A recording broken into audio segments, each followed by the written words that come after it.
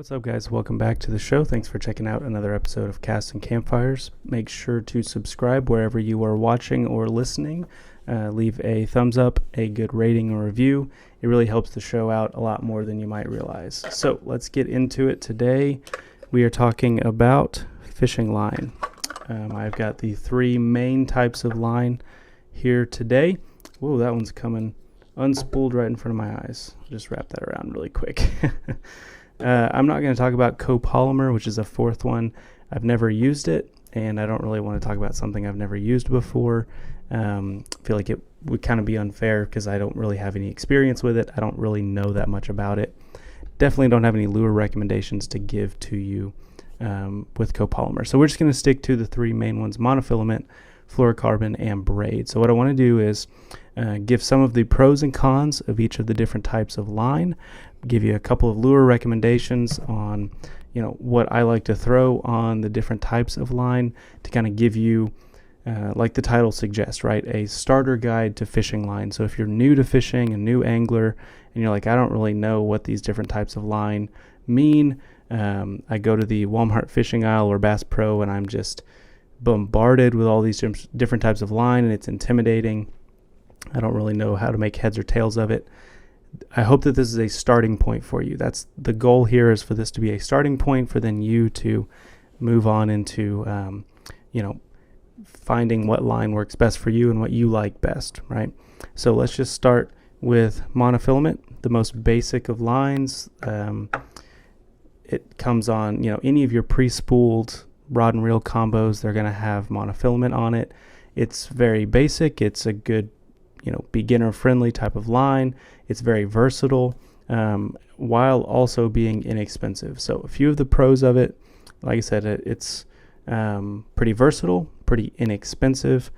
A couple other things that I think they're pros, but they could be pros or cons, depending on, what type of lure you're throwing and what technique you're using, that type of thing.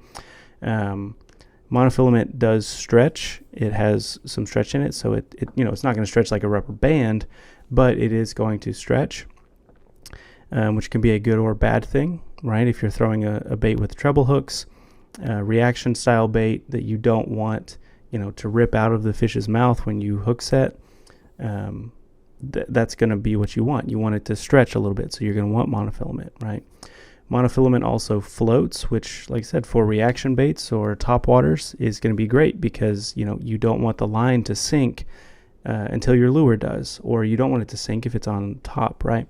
So it's going to be great for that. That can also be a con or a negative depending on the type of lure you're throwing, right? If you're throwing a heavy jig, monofilament's probably not going to be the best for you for a number of reasons, right? But primarily because it floats, it's stretchy, so because of that, it's not as sensitive, right? You're not going to feel every rock and bump down at the bottom, so you're not going to get, you're not going to feel as much. It won't be as sensitive. So you're going to want to stick to things like reaction baits. Type of lures that I like to throw with monofilament are primarily reaction baits, right? Things with treble hooks, crankbaits, jerk baits, top waters with treble hooks. That's what I like to stick to, because of that stretch and because it floats. I think those are pros for those types of lures. Now, some cons for monofilament could also be the stretch or the float, right, of the line, depending on, who you are. But some of the cons, it is less sensitive of a line. Because it stretches, it's less sensitive, so you don't get that feel with certain types of lures that you might want some feel with, right? So something on the bottom or a finesse lure, that kind of thing. You're not going to get as much feel with it. It's also not quite as durable, just in general. I'm not saying like, over the span of a month, monofilament's going to really break down and fluoro's going to, stand strong or whatever. Just over time, in general, it's less durable than other types of line. But I think that the pros in a lot of cases outweigh the cons when it comes to monofilament, because it's inexpensive, because it's pretty versatile. You can throw lots of different types of lures on it, even though it's not optimized for certain ones. You can still do it. So in general, I think monofilament's a great starter line. It's a great all-around line for a lot of different types of lures and techniques It's my primary line for most things that I throw. Now there are applications that I'll get into that I use different line with, but primarily I'm throwing monofilament on a lot of the things that I'm throwing. So that's monofilament. Next is fluorocarbon. I've got some Seagar Basics 10-pound fluoro here. Great line for anything that you're throwing that contacts the bottom, basically. Now there's so much more that you can throw with it, but when I'm thinking fluorocarbon, I'm primarily thinking jigs, Texas rigs, finesse lures, things that I need sensitivity, things that I need to be on the bottom, because some of the pros of fluorocarbon are, number one, its sensitivity. It does not stretch hardly at all, so it has great sensitivity. You can feel everything down in the water. You can feel every little pebble along the bottom as you're pulling it back to the boat or working your lure. It's very, very sensitive because it doesn't stretch. It also sinks, which helps those lures that are going to be, you're going to be working along the bottom. It's going to help those out because it sinks. It is not going to be, hanging around the top as your lure, has to pull it down. It's going to sink along with your lure. So I think that's a benefit because, like I said, I'm thinking primarily of jigs, Texas rigs, finesse lures that need to be on the bottom. And so the fact that it sinks, I think, is a great thing. And the final, I think, best pro for fluorocarbon is the fact that it's invisible, virtually invisible under the water. Monofilament, braid, you can see them. The fish can certainly see them under the water, but fluorocarbon's almost invisible. So when you're throwing something more finesse, something for finicky fish, you're trying to work something slow and have the fish look at it, decide to eat it, and then eat it, having an invisible line is super helpful because, the fish aren't going to be scared away by your line because they're not really going to see it, right? So I think that that's a big pro. A couple of the big cons for fluorocarbon, it holds memory pretty bad. So if you spool this pretty tightly on a bait caster and then let it sit over the winter or over the summer, in either extreme weather condition, and don't use it, don't oil it, don't wet the line, whatever, you can get some pretty bad backlashes. The line will stay coiled up, not like stiff, right? It'll still cast, but you'll lose casting distance. The line will be all twisted and coiled, and it'll hold that memory, like I said, pretty badly. So that's something to be aware of with fluorocarbon. It's a little bit more finicky of a line. It is more durable in general than monofilament. It is stronger than monofilament in pound to pound test. So 10-pound monofilament versus 10-pound fluoro, it's going to be stronger. It does hold that memory well. And one of the quirky things with fluorocarbon, at least that I've experienced, is that your knots can fail more easily, or it's a higher possibility that your knots will fail. I'm not saying that your knots are going to fail every time you tie a knot. You're going to have to tie it every 3 casts or something like that. I've had knots on my fluorocarbon that have lasted months. So if you tie a good knot, you're going to be fine. It's not going to fail on you, but there's a possibility of it failing just because of the type of line. It's thicker, it's tougher, it's not as flexible, it doesn't stretch, that kind of thing. So if you're tying your knot and you don't wet your knot or your line, either by licking it or putting some water on it or whatever, you can burn the line and damage it actually. And that will, it can damage your fishing because you could break off, or your knot could fail because you've burnt the line and it's not as strong.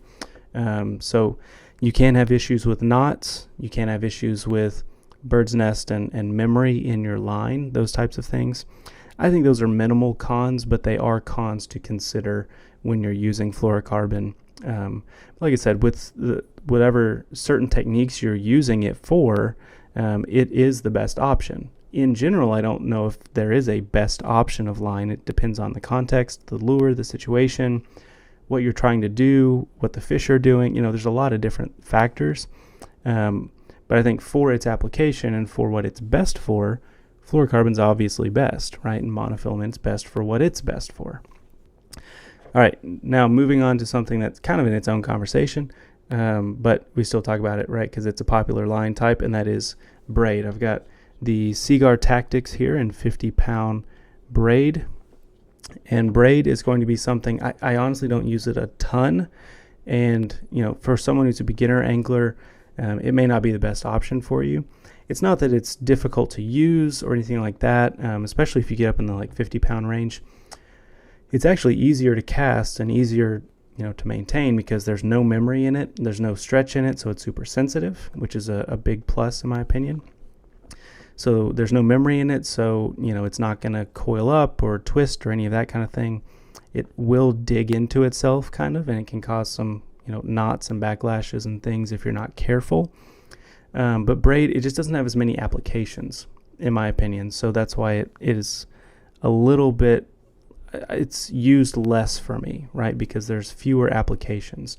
The types of lures I'm thinking about when I'm using braid are, things like frogs or heavy jigs, flipping and pitching rigs, punching rigs, Alabama rigs, that kind of thing, like heavy lures where you're really needing leverage to pull the fish out of something or, through heavy cover, that kind of thing. So, frogs in lily pads or mats or grass, right? Or heavy jigs and punching rigs in, thick vegetation, that kind of thing, where you need to pull the fish out with a super strong line. You're going to use braid because braid is the strongest of the lines. It's also the most expensive, right? If you talk about monofilament being inexpensive, fluorocarbon being kind of middle of the road, can get expensive, but it's kind of middle of the road, and then braid being your most expensive, not necessarily higher end, just more expensive line. That's something to consider. It kind of has the same issue with knots that fluorocarbon can have if you don't tie a good knot, right? This is all contingent upon your knot tying. If you tie a poor knot, it's not going to hold up as well. If you tie a good knot, you're going to be fine. It's going to last. I've tied, leader knots with fluorocarbon and braid before that have lasted months because I tied good knots, right?